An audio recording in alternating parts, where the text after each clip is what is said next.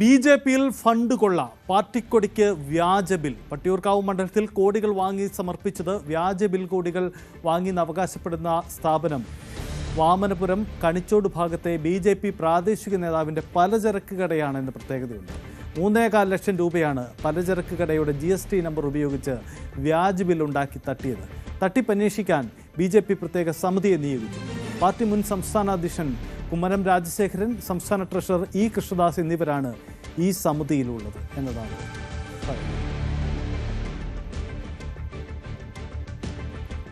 ബി.ജെ.പിയിലെ fund തട്ടിപ്പുമായി ബന്ധപ്പെട്ട വലിയ തരത്തിലുള്ള ആക്ഷേപങ്ങളും നീക്കങ്ങളുമാണ് ഉയരുന്നത്. അത് സംബന്ധിച്ചാണ് ഇപ്പോൾ അന്വേഷണം ഉണ്ടാകുന്നത്.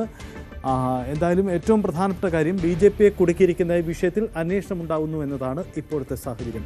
ഡാൻ കുര്യൻ നമുക്കൊപ്പം ചേരുന്നുണ്ട്. ഡാൻ, ഒടുവിൽ ബി.ജെ.പിയെ കഴിഞ്ഞ കുറേ ദിവസങ്ങളായി നടക്കുന്ന അസാധാരണമായ തട്ടിപ്പിൻ്റെ വാർത്തകളാണ്. അതിലാണിപ്പോൾ ഈ പാർട്ടിയുടെ അന്വേഷണ സംവിധാനം ഉണ്ടാവുന്നത്.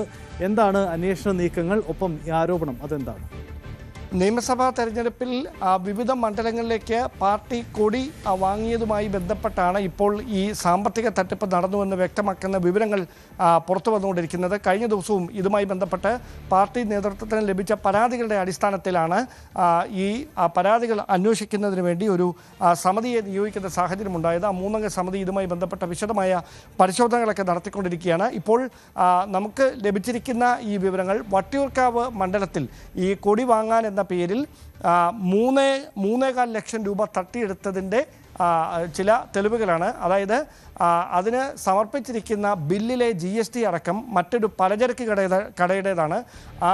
ആ പലചരക്ക് കടയിൽ നിന്ന് എങ്ങനെ കൊടി കിട്ടുമെന്നതാണ് ഇപ്പോൾ ഉയരുന്ന ആക്ഷേപം. വാമനപുരം കണിച്ചോട് ഭാഗത്തെ ബി.ജെ.പി പ്രാദേശിക നേതാവിൻ്റെ പേരിലുള്ള പലചരക്ക് കടയുടെ GST നമ്പർ കാണിച്ചുകൊണ്ടാണ് കൊടി വാങ്ങിയെന്ന പേരിൽ 3.25 ലക്ഷം രൂപ തട്ടിയെടുത്തിരിക്കുന്നതെന്നാണ് ഈ പുറത്തു വരുന്ന ബില്ലുകളിൽ, റെസിപ്റ്റുകളിൽ നിന്നൊക്കെ വ്യക്തമാകുന്നത്. അങ്ങനെയെങ്കിൽ ഇതിന് പിന്നിൽ ഒരു സംഘടിതമായ നീക്കം നടന്നിട്ടുണ്ടോ എന്നാണ് ഈ പാർട്ടി തന്നെ ആഭ്യന്തരമായി പ്രഖ്യാപിച്ചിരിക്കുന്ന അന്വേഷണ സമിതി വിശദമായി പരിശോധിക്കുക.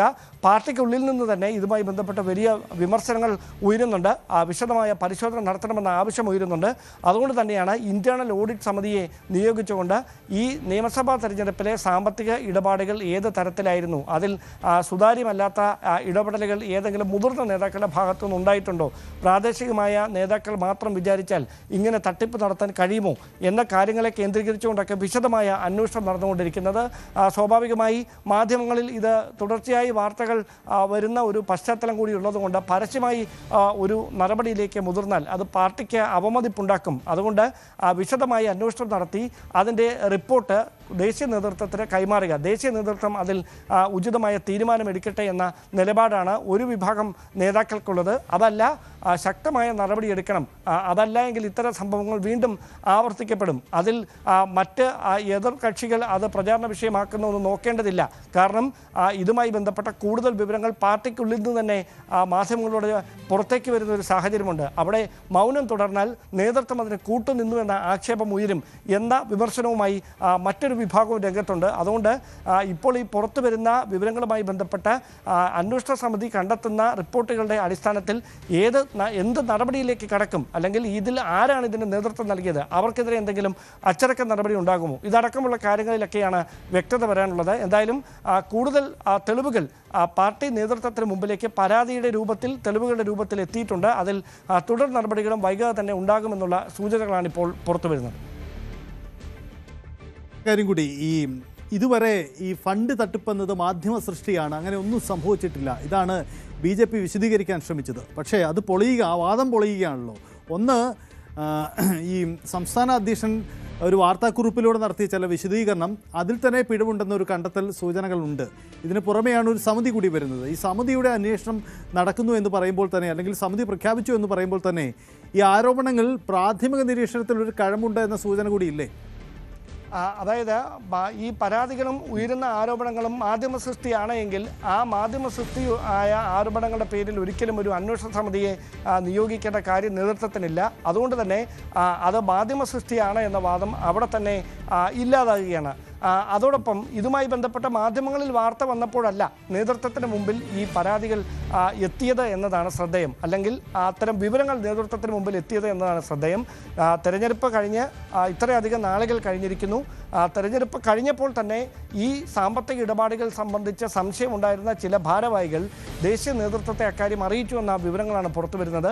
അങ്ങനെ ദേശീയ നേതൃത്വത്തിൻ്റെ അനുമതിയോടെയാണ് ഇന്റേണൽ ഓഡിറ്റിംഗ് നടന്നത്. ഈ നിയമസഭാ തെരഞ്ഞെടുപ്പിലെ പാർട്ടിയുടെ സാമ്പത്തിക ഇടപാടുകൾ, വരവ് ചെലവ് കണക്കുകൾ അതടക്കം വിശദമായി ഓഡിറ്റ് ചെയ്യുന്ന നടപടികളിലേക്ക് നേതൃത്വം കടന്നത് തന്നെ ഇത്തരം ചില ആരോപണങ്ങൾ ഉയർന്ന പശ്ചാത്തലത്തിലാണ്. അതുകൊണ്ട് ഒരിക്കലും അതൊരു മാധ്യമ സൃഷ്ടിയാണ് എന്ന് പറഞ്ഞ് എഴുതിത്തള്ളാനാവില്ല. പരസ്യമായി ഒരുപക്ഷെ പാർട്ടിക്ക് പോറലേൽപ്പിക്കാതിരിക്കാൻ അത്തരമൊരു നിലപാട് അധ്യക്ഷൻ ഉൾപ്പെടെ സ്വീകരിച്ചേക്കാം. പക്ഷേ അദ്ദേഹം അടക്കം കടുത്ത വിയോജിപ്പിലാണ്, കടുത്ത അതൃപ്തിയിലാണ്. അതുകൊണ്ട് രാജീവ് ചന്ദ്രശേഖരൻ്റെ ഭാഗത്തു നിന്നും അത്തരത്തിൽ കൃത്യമായി ഇടപെടൽ ഈ വിഷയത്തിൽ ഉണ്ടാകുമെന്നുള്ള വിവരങ്ങൾ തന്നെയാണ് BJP കേന്ദ്രങ്ങളിൽ നിന്ന് ലഭിക്കുന്നത്. ഇത്തരം ഒരു ആരോപണം ഉണ്ടായത് തന്നെ പാർട്ടിക്ക് വലിയ അവമതിപ്പാണ് ഉണ്ടാക്കിയിരിക്കുന്നത്. അതുകൊണ്ട് ഇത്തരം കാര്യങ്ങളിൽ ഒരു വിട്ടുവീഴ്ചയും വേണ്ടതില്ല. അടിയന്തരമായ നടപടി ഉറപ്പാക്കണം. ആരാണ് ഇതിൽ കുറ്റം ചെയ്തത് അത് കൃത്യമായി കണ്ടെത്തണം.